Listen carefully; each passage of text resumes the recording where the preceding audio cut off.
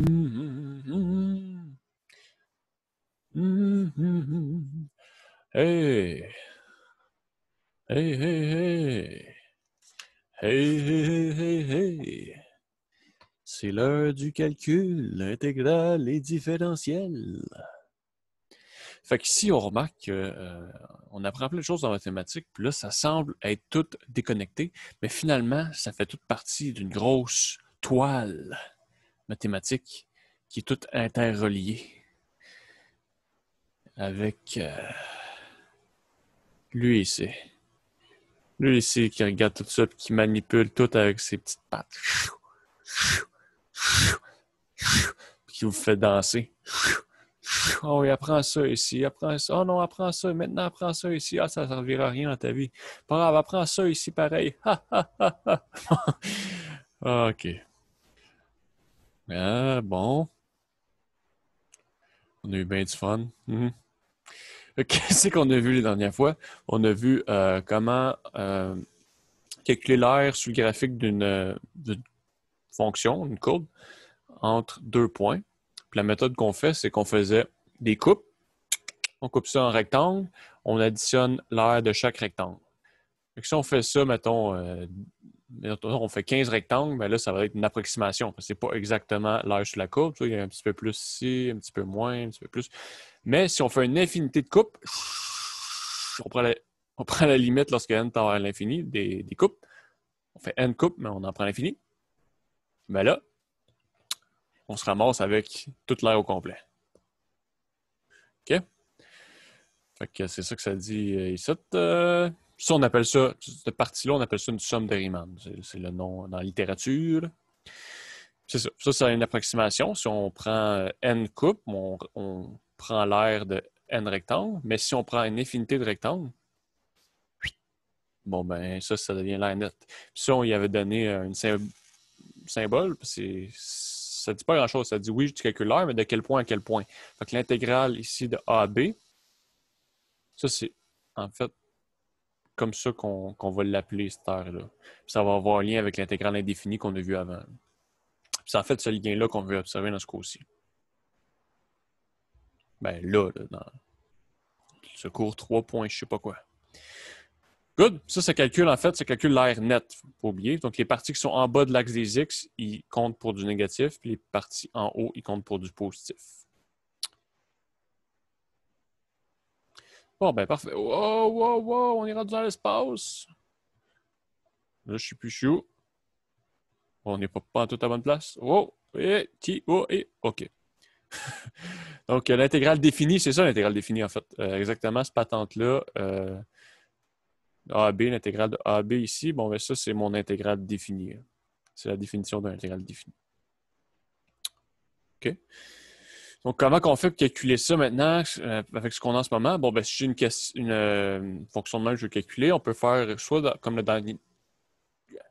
Relax. Soit comme dans le dernier cours. Là, vous vous dites peut-être, hey, il est là, puis il parle, puis il nous regarde même pas, mais c'est parce que c'est une caméra, là. Je vous vois pas vraiment, tu sais. Moi, je pars dans ma tête, là, j'oublie, ah non, je suis censé parler à du monde. Là, je vous vois. Là, on se voit. Eye contact. Salut, comment ça va? Très bien, moi aussi. Si on veut calculer l'air ici,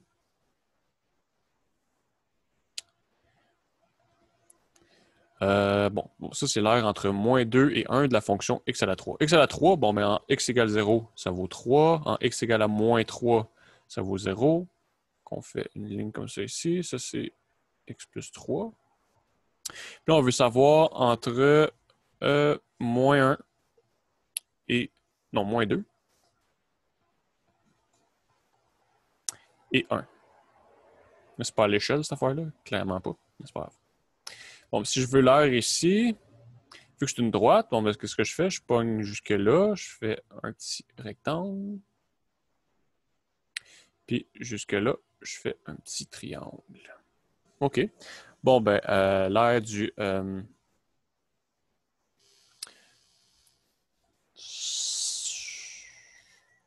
C'est un serpent venimeux, ça. L'air du rectangle, c'est quoi? Bon, ben, l'air d'un rectangle, c'est base fois hauteur. La base ici, de moins 2 à 1, bon ben 1, 2, 3. La base de la mesure 3. La hauteur, ben c'est la valeur de la fonction. Ça, c'est f. Si on dit que c'est f de x, c'est la valeur de f de x en moins 2. La hauteur en moins 2, c'est ça ici. La hauteur, bon ben c'est f de moins 2. Donc c'est 3 fois moins 2 plus 3, puisqu'on remplace moins 2 dans ma fonction x plus 3, qui donne 3 fois 1, qui égale 3. Ça, c'est l'aire du rectangle, puis l'aire du triangle. C'est quoi? Base fois hauteur divisé en 2. Là. Ça, c'est des formules à la petite école. La base, elle mesure la même chose, aussi long. La hauteur, maintenant. Bon, ben, c'est de là...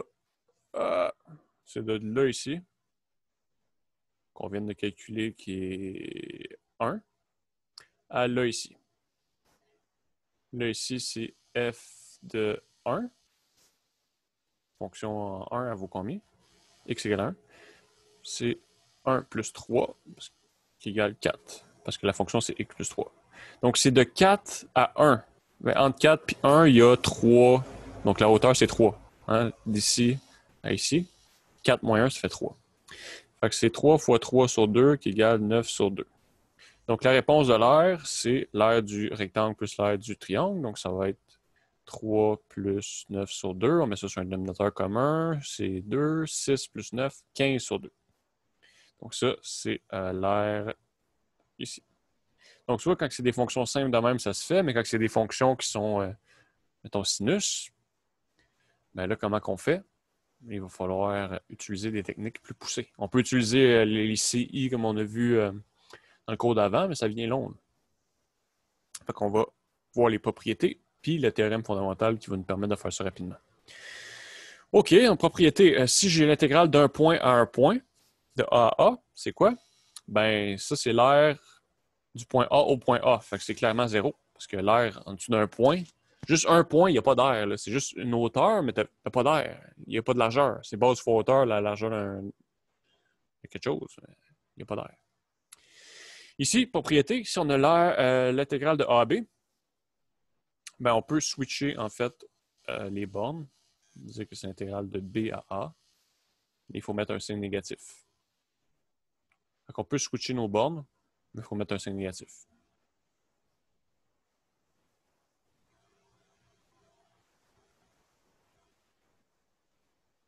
Good?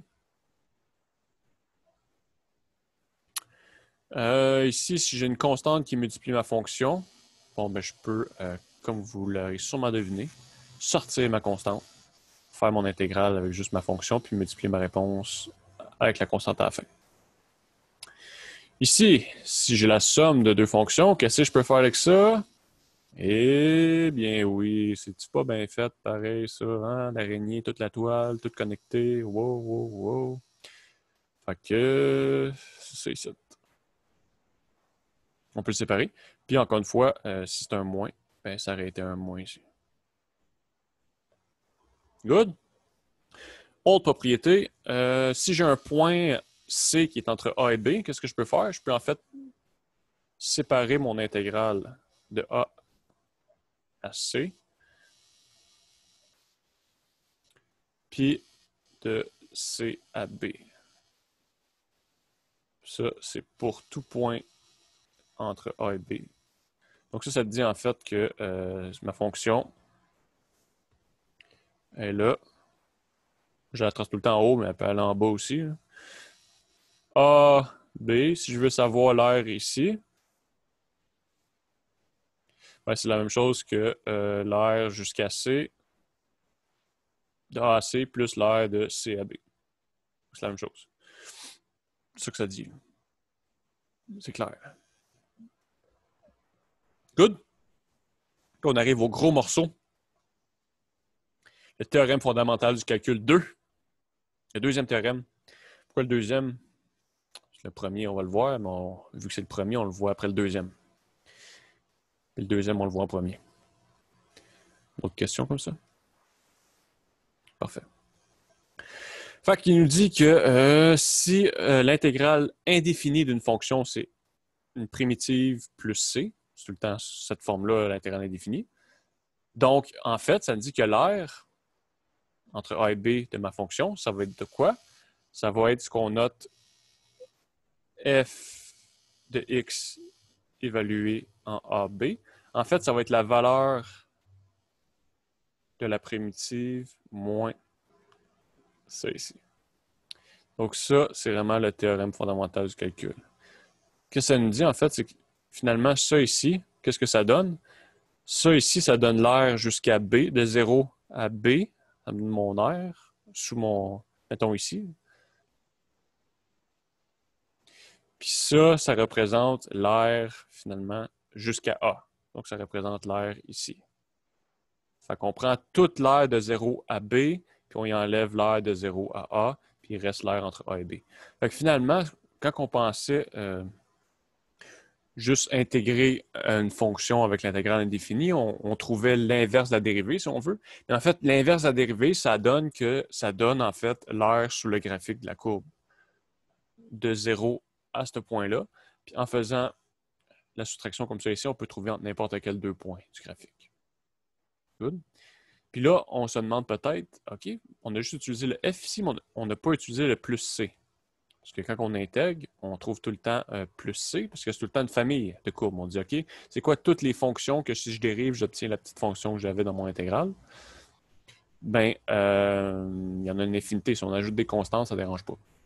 Fait que là, pourquoi on ne met pas le plus C? Donc, et le plus C, lui? Ben, parce que si je mettais le plus C, je dis, OK, bon, ben ça, c'est f de x plus C évalué de A à B. Fait que ça me donne quoi? Ça me donne f de B plus C moins f de A plus C.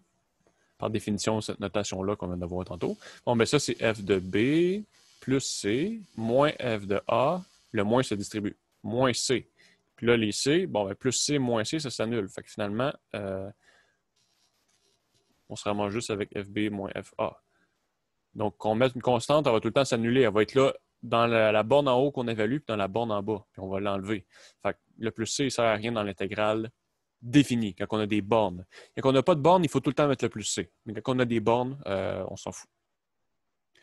Great! Fait que là, on va regarder des exemples. Donc, un exemple de même, on pourrait le faire. C'est une ligne, on pourrait faire le dessin comme tantôt, des triangles, découper ça en forme. Mais on va maintenant utiliser le calcul intégral, donc le théorème fondamental du calcul 2, TFC2, communément appelé.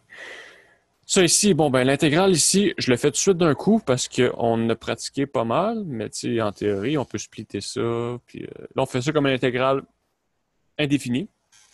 Donc, la réponse d'une intégrale indéfinie, ce serait ça, plus 3x plus c. On fait plus 1 à l'exposant. Quand c'est une constante, ça devient x. Donc, ce serait ça plus c, mais là, il n'y aura pas de plus c, c'est évalué de 1 à 2 maintenant, vu que c'est une intégrale avec des bornes.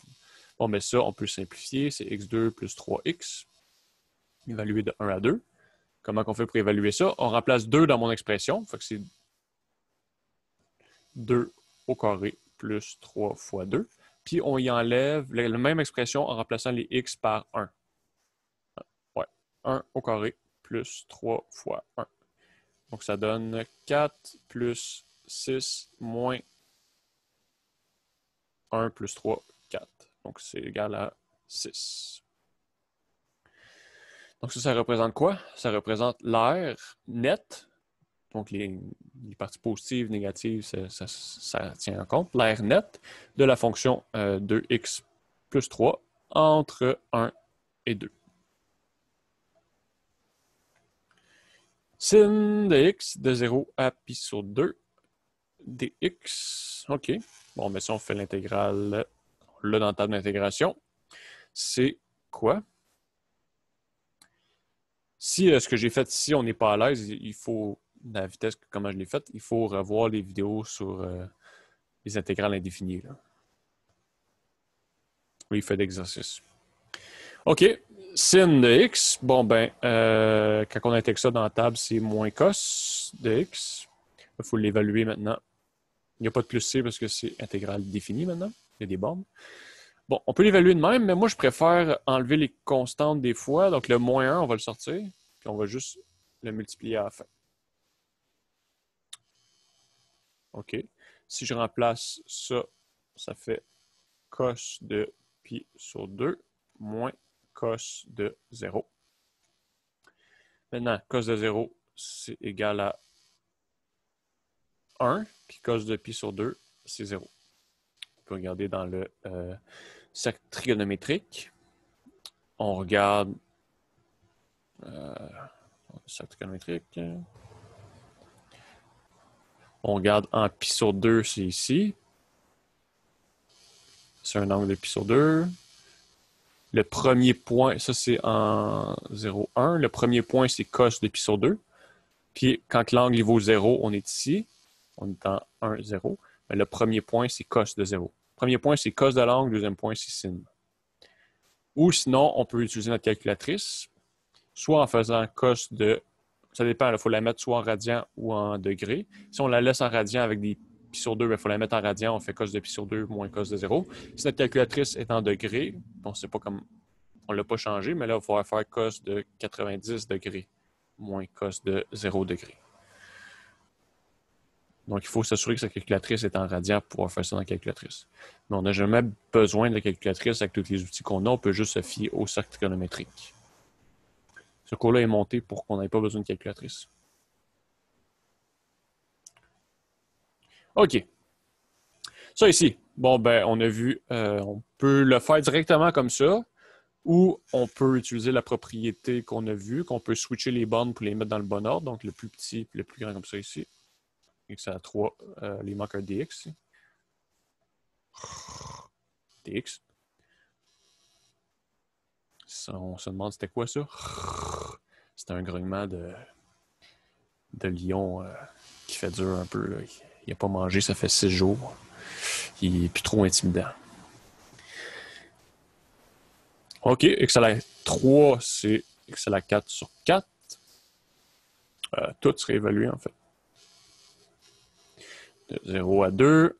Là, ce qu'on peut faire, on peut sortir le moins 1 quart, puis juste évaluer sur x4. De 0 à 2. Fait que ça me donne quoi? Moins 1 quart, là on remplace 2 à la 4. On remplace le 2 dans x, OK. Moins, on remplace 0. 0 à la 4. Donc, ça me donne moins 2 à la 4 sur 4. 4, c'est 2 à la 2. Donc, on peut remplacer comme ça ici. Donc, ça reste moins 4.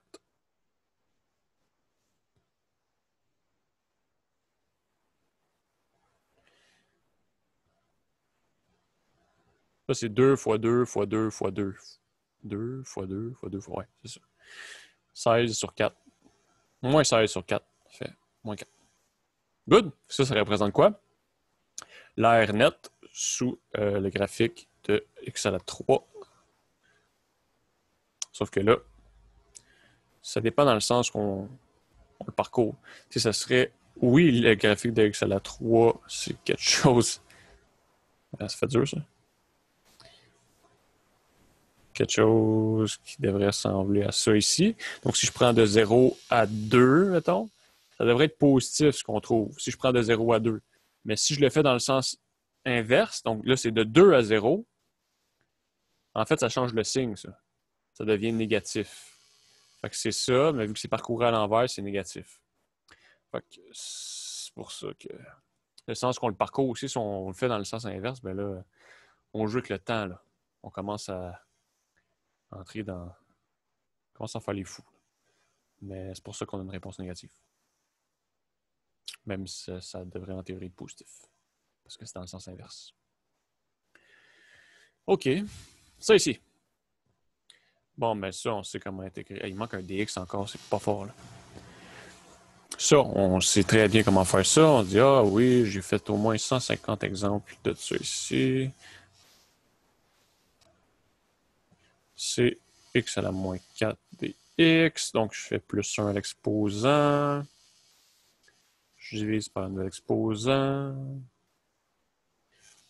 Puis plus c, mais là, il n'y a pas de plus c parce que c'est défini. J'évalue, je peux sortir mon moins 1 tiers.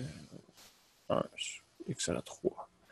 X à la moins 3, c'est 1 sur x à la 3. Puis ça ici, on peut mettre le moins en haut, ça devient moins 1 tiers.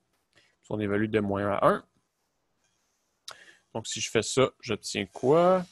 Moins 1 tiers fois, on remplace 1 là-dedans, ça fait 1 sur 1 à la 3. Moins, on remplace moins 1 maintenant. 1 sur moins 1 à la 3. On met moins 1 à la 3, ça reste moins 1. Fait que j'ai 1 moins... Le moins, là, ici, il va rester un moins 1. 1 divisé par moins 1, on peut amener le moins en haut. Et on peut le fusionner avec ça ici. Ça fait plus 1. 1 sur 1, ça fait 1. Moins 1 sur moins 1, c'est la même chose que plus 1. Le moins, on peut l'envoyer en haut, puis le fusionner avec lui ici. Donc, bref, c'est moins 2 tiers. Sauf que là, fais attention. La fonction ici est tout le temps positive. En fait, elle est tout le temps plus grand que ça. Puis, ou plus grand ou égal, on s'en fout. Puis, on l'intègre dans le bon sens, de moins 1 à 1, puis on trouve une réponse négative. Donc là, qu'est-ce qui ne marche pas ici? Ben, en fait, c'est que le théorème fondamental du calcul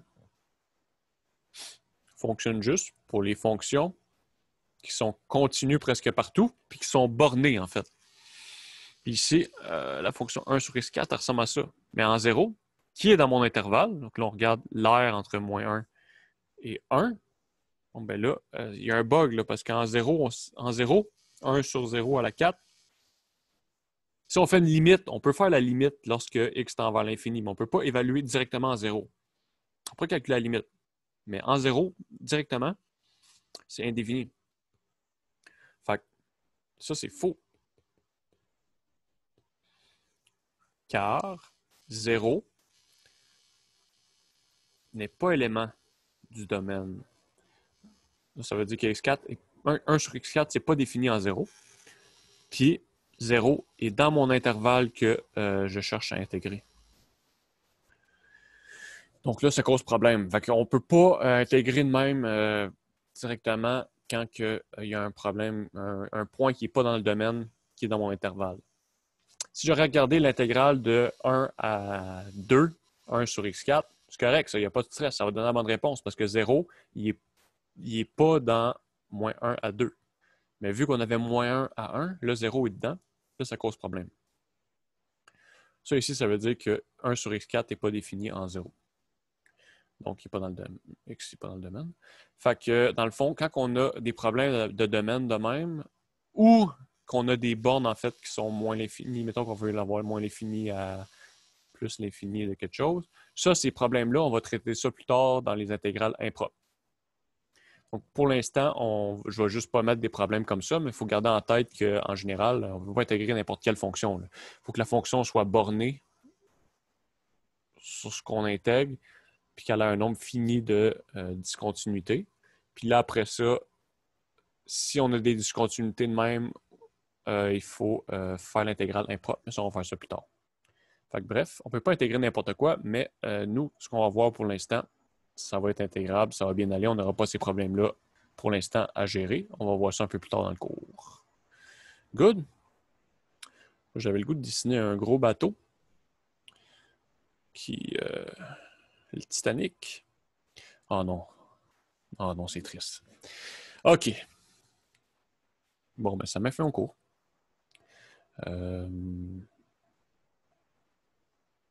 Bye. Vous me manquez déjà.